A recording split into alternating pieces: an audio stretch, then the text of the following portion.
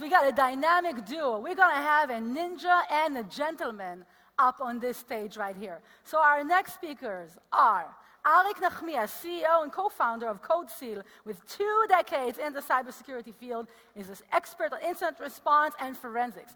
And now Arik is joined by Shaked. Yes, hello guys. Yeah, that's Arik. Yeah. And Arik is joined by Shaked. Now Shaked Klein Orbach, he is a co-founder of CodeSeal with more than a decade in experience in the software industry. Yeah, smile for your fans, Shaked. Smile for your fans, Arik.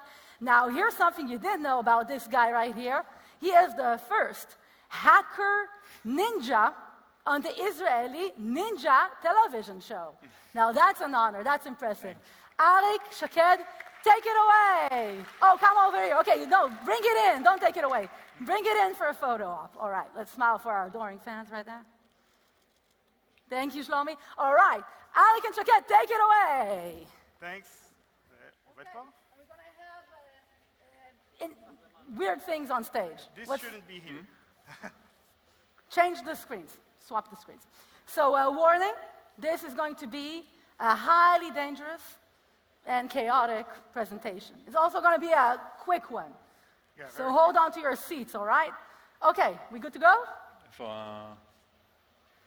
It's up there. Yeah, works. And this, my friends, is why I don't use a MacBook. Let me tell you. Yeah, we can dance. We can dance if we want to. So, Arik, you're a veteran. You've been on this stage before, haven't you? Not on this stage. Not on this one, but on another one, yeah. Very good, very good. But Shaked is here for the first time. Yeah. And we love our first-time speakers. So please, I want you to give all your love, all your attention, all your energy to our first-time speakers. And everybody standing up there in the back rows, we got plenty of seats, plenty of room down here with us. All right. The timer is ticking. Yeah, we'll reset the clock when the presentation starts. Thank you very much, Maestro. Okay. That looks like... Can we start? Oh, and who won? Yeah, all right. Looks like we can start. No speaker notes. No speaker notes? No speaker notes. Yay, no speaker yeah, notes. we can start. Great. Let's hope we can do it. Okay, so viewer discretion is advised for this presentation. It's going to be very short but sweet, I hope. We're going to present ourselves and the session itself. We're going to talk about incident stories about breaches caused by leaked source code. We're actually going to talk about 2 different things. One, source code. Oh, you already? Wait. That was fast. Yeah. Never mind. Never mind. So hi, I'm Arik. Nice to meet you. I'm CEO at CodeSeal. What I do on a day-to-day basis is fixing leaked code in the wild. Press. Hey, just like Mario and Luigi. We'll talk about it later. And I've been in more than 200 incidents to date, meaning that I've seen a lot of stuff going on when it comes to incident response. And later on, we're going to connect it and see how it actually is connected to leaked source code. Shaked. Hi, I'm Shaked. I'm the chief architect at CodeSeal. I come from a development background, and later on, I evolved to the DevSecOps world. I'm also a part-time bug bounty hunter and a white hat, so I reported a lot of issues to different Israeli companies and got nothing from it, basically. And yeah, that led me to be the co-founder of CodeSeal and mainly exposing secrets in the wild, like Luigi. Great, it's me. So first thing, we want to make sure that it's clear. We believe in responsible disclosure. This means that we try to go through the bug bounty programs if they are available, but if not, we contact the companies that we find things about them and let them know that something happened. So a little disclaimer, all of the stories in the flash session are real. We only censored, of course, the company names because we can't disclose them. Why are we here? Part 1. As a part of outgrowing thing that we're seeing a lot of companies that actually get hacked by source code, meaning that there's some source code in the wild that contains secrets or contains credentials, and we're seeing it going into 2 parts. One part is companies that get hacked because of source code that's out there in the wild, and another one is, of course, companies that are already breached and have their source code leaked outside. So we're going to talk about two main different things, and you can see today everyone is a part of the statistics. GitHub, Microsoft, Toyota, Rockstar, the list goes on. And usually when we come to CISOs and we ask them whether they think the source code is important or not, we get the answer of no, and usually they don't really understand what underlies in the source code. There's secrets, there's credentials, and of course there's undiscovered 0 days vulnerabilities. The second reason is because we want to make sure that it's clear that there is a difference between external attack surface and external code surface. That means that I don't know, like endpoints and different things like that are different than your source code, your packages, your Docker images, and so on. This is part of your blind spots. Like, you have a view of your internal, let's say, maybe you have a view of your internal code surface, but you don't, most likely you don't have the same for your external ones.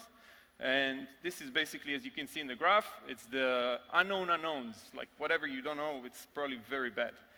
And even if you have a private network, or, I don't know, you require a VPN, that doesn't mean that public things don't exist, and your code or your secrets or whatever you can come up with can go public and someone will find it. One of the examples is why this happens is people make mistakes, and you probably know, and you probably do it yourself, most of you at least, used your personal account together with your work account on your organization machines and probably mixed it more than once.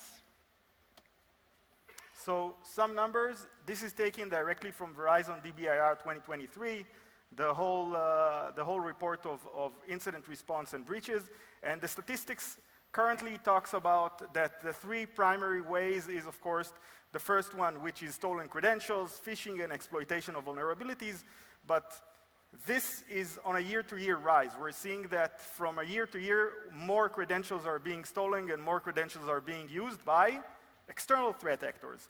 And that means, again, that some of the numbers talk about how is the entry point created and who does it. And we usually talk about external hackers, 74% of the incidents checked, used stolen credentials or social engineering. And again, what we're seeing is this grows year by year consecutively. And so that means, to summarize, everything is fine. So let's get into the fun part. Case studies. The first case study, the first topic we're going to talk about is source code management, as you know, probably as GitHub, Bitbucket, GitLab, and any other that you can come up with. So we have the first one. It included multiple companies and the public research university that had linked credentials. This is the simple use case you probably know and familiar with.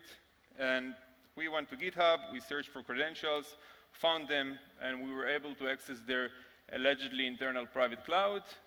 We reported it, responsibly disclosed it, and everything was fine. The second case, leaked credentials and internal endpoints. You probably don't care much about your internal endpoints in the wild, but you'll see why it's important in a second. So this is very similar to this previous case, but in this case, we didn't have access to their internal private cloud. There are two, maybe more, ways to bypass that. One is an insecure endpoint. That basically means that maybe you have a cloud service or, I don't know, a developer or a DevOps that made a mistake or intentional and exposed an endpoint at some point in time that was not exposed before. In that point, someone can use it and bypass your restriction to access the network. The other thing is an SSRF, and that's actually a more interesting one. So one of our previous or latest bug bounty findings was an SSRF in a security company where we were able to hit different internal URLs, and we wanted to prove the criticality of this issue. what we did, we were only missing the sensitive endpoint that exposed the interesting stuff, and we went to GitHub and started to look for it. Once we found their Kubernetes services, they were like random names, we used it in the SSRF attack and proved the criticality. And we actually got a critical for that. The last one is when things don't really work and companies come to us with a post-case issue because they were pwned and they don't know why. So this includes different companies, but one of them had their AWS credentials available on GitHub. This is what we found when they contacted us. And they had their entire AWS used for mining Bitcoins. The second company, had more or less the same issue, but their source code was leaked. And then, of course, that got to reputational damage or emotional damage. Okay, so the last thing we're going to talk about is image registries. Most of the people don't pay attention to image registries. That means Docker and all those other places that code might reside in. We managed to find for a big cybersecurity conglomerate, you can guess who it is, valid credentials on Docker Hub.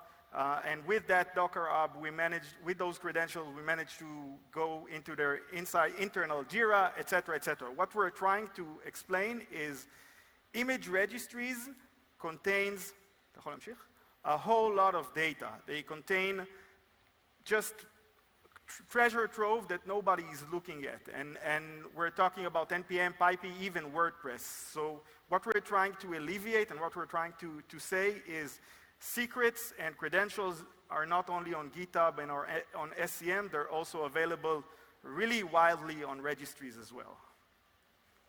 So the I know better than you thing that we wanted to say is usually when we come to companies, the first thing that we disclose the data, the first time we disclose the data, we get the DDAA syndrome, which is the deny, digest, accept, admit, meaning that they usually deny, they take the repository or the registry down, then they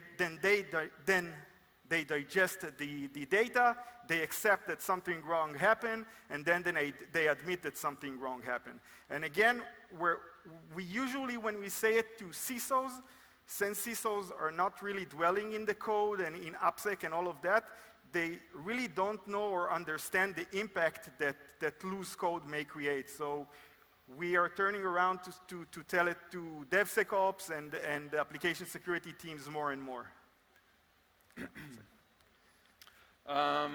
So a few takeaways. What can you do today? You can clean secrets from your code assets, of course, from your SCM, Docker images, artifact, etc. But then you have to ask yourself if that's enough. What about pull requests? What about issues? And so on. The second thing you can do, you can harden your network access. But again, is it enough? As we saw before, an SSRF might be enough to bypass it. Third thing is enforcing a better Orbach over your entire SaaS solutions, Monday, Jira, GitHub, and this is only in the case that you are actually aware of which solutions you have.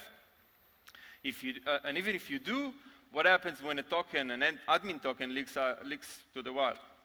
And last one is continuously search for your code assets in public SCMs, Docker registries, and artifacts. But as we saw in the example before, people make mistakes, and your developers or whoever uses different tokens might expose it in the wild. That's it? Yeah. Thanks, everyone. Thank you.